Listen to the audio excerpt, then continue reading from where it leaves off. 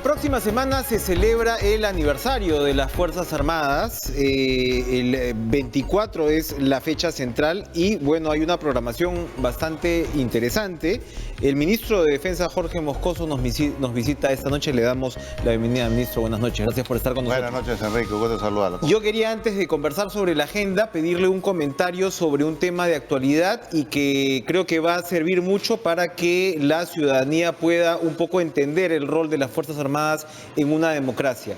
Es claro que hay un enfrentamiento, una situación de entrampamiento, como lo ha calificado el presidente Martín Vizcarra, entre el Ejecutivo y el Legislativo.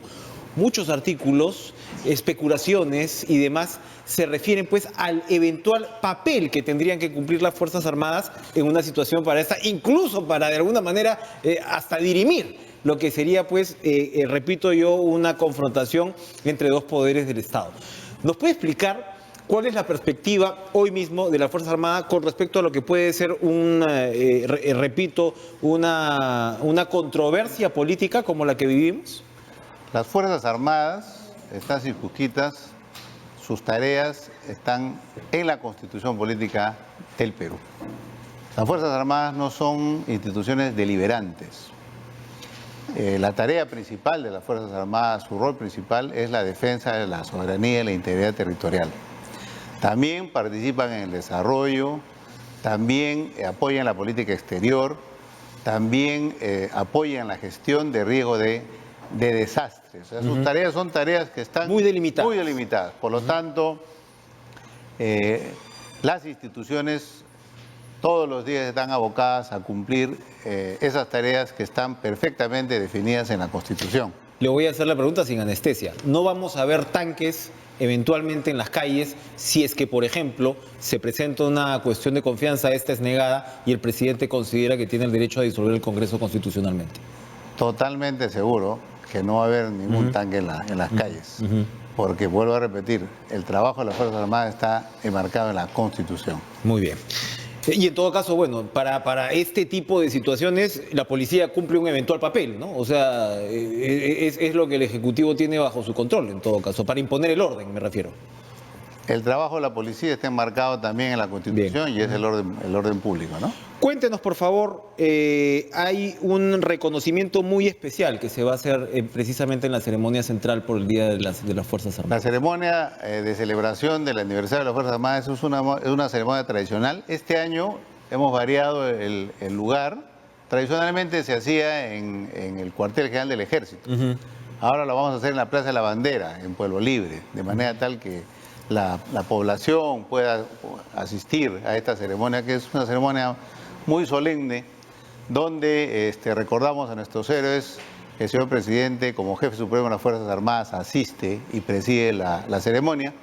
Y este año, adicionalmente, vamos a incluir un reconocimiento especial a los comandos Chavín de Huanta. Bien. Sabemos, participaron en una operación de rescate de rehenes que es considerada como un ejemplo de éxito de una operación militar en su fase tanto de planeamiento como de ejecución a nivel mundial, ¿no?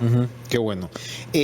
Otro de los puntos que me parece bastante interesante es que el tema de la lucha contra la minería ilegal en Madre de Dios parece que ahora sí está marcando una diferencia, ¿no?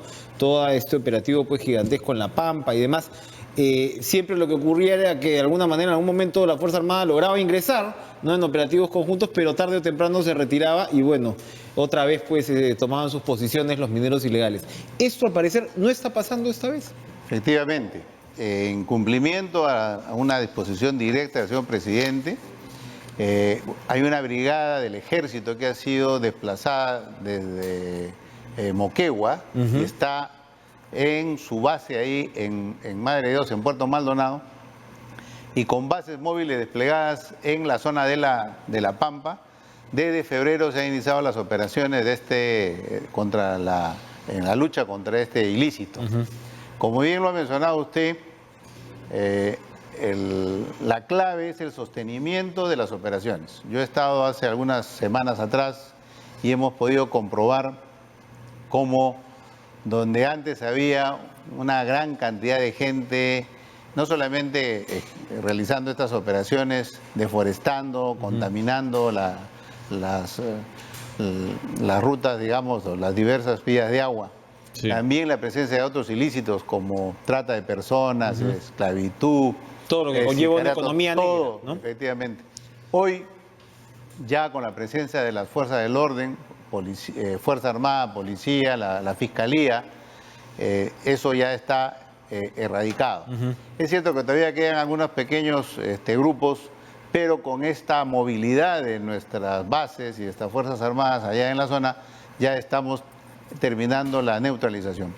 ¿Cuál es? De aquí en adelante, De aquí en adelante viene lo que se llama la sostenibilidad de las operaciones, que es un tema muy importante porque, como ya lo mencioné, no vamos a retroceder un paso en este esfuerzo del Estado para erradicar completamente la minería ilegal allá en Madre de Dios. La Pampa, donde ahora hay arena, en unos pocos años más, esperemos que nuevamente se llene de árboles y que la minería ilegal sea un mal recuerdo en Madre de Dios, ¿no? Y la Fuerza Armada se va a quedar. La Fuerza Armada se va a quedar y permanece en la zona de Madre de Dios. Ya se ha instalado el puesto de comando de la brigada.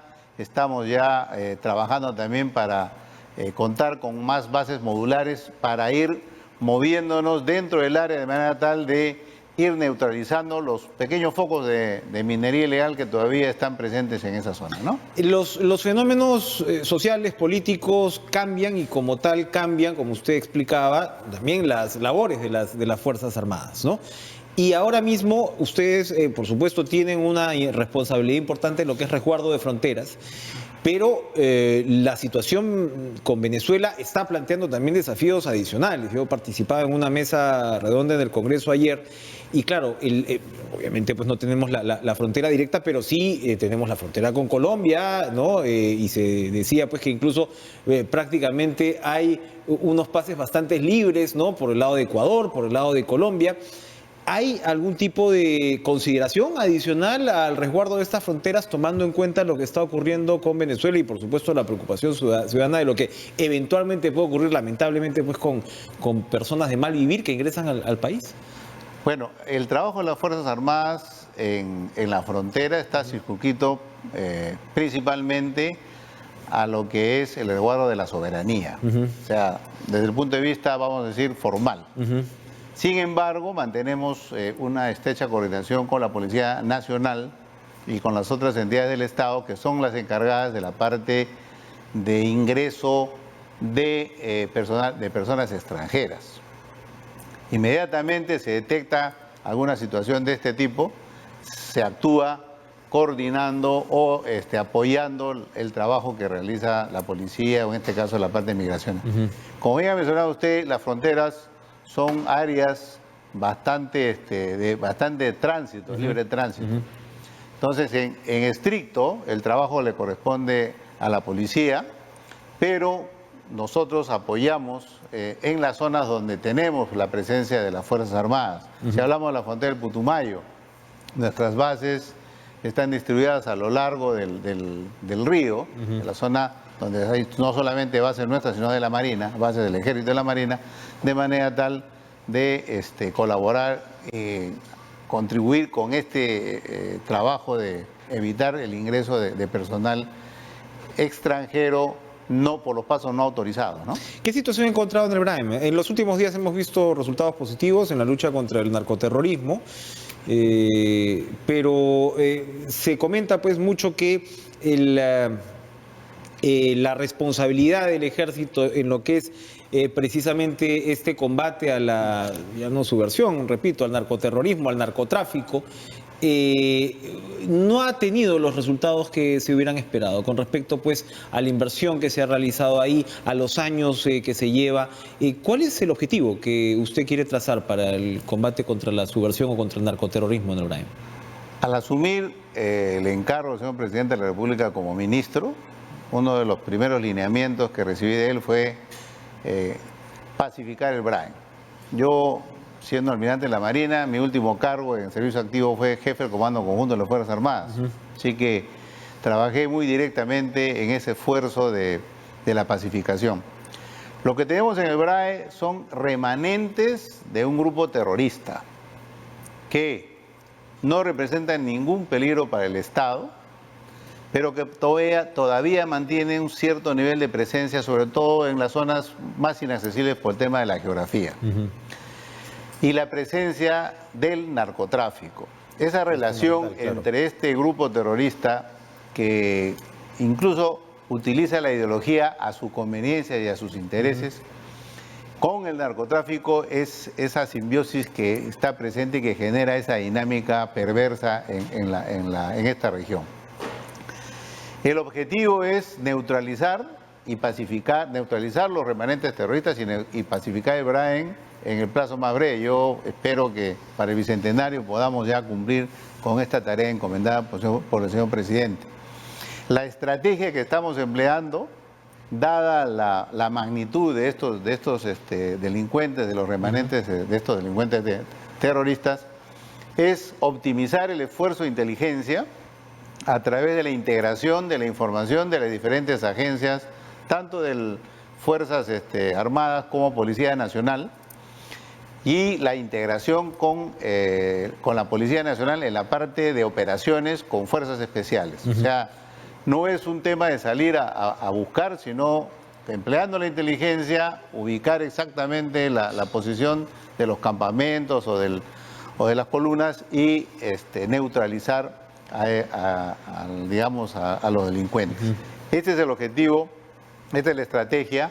En las últimas semanas hemos tenido algunos resultados importantes, capturas de unos mandos, se han entregado también algunos terroristas que han abandonado las filas de estos grupos, de manera tal que sumado todo el esfuerzo y el control territorial, vamos avanzando en el cumplimiento de ese objetivo, ¿no? Nos quedan unos segundos, ministro. Yo quisiera un comentario suyo sobre lo que usted ha trazado también para lo que se refiere a planes contra la corrupción en el sector. Es una preocupación ciudadana evidente y es evidente que antes se ha visto pues corrupción en el rubro, ¿no?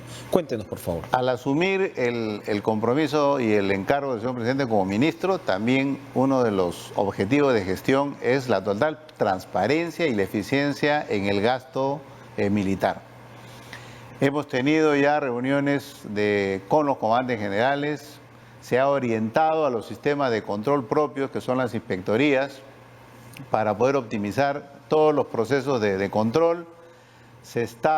Hemos tenido ya una reunión de coordinación con el señor Contralor General de la República. Vamos a firmar un convenio en las próximas semanas, no solamente para facilitar el trabajo de Contraloría, sino también para recibir capacitación por parte de Contraloría, de manera tal de hacer conocer a nuestros servidores, a nuestros funcionarios, acerca de todo lo que significa el sistema de control. Todo eso sumado va a ayudar a este objetivo de total transparencia y, lo más importante, eficiencia en el gasto militar, ¿no? Ojalá sea así. Suerte entonces en esa labor, ministro de Defensa, almirante Jorge Moscoso. Gracias por acompañarnos esta noche. Muchas gracias por la entrevista. Y bueno, felicitaciones a las Fuerzas Armadas por su aniversario. Vamos a ir a una pausa. Regresamos con el congresista Richard Arce. La situación pues en el Congreso y el Tribunal Constitucional sigue muy movida. No se muevan.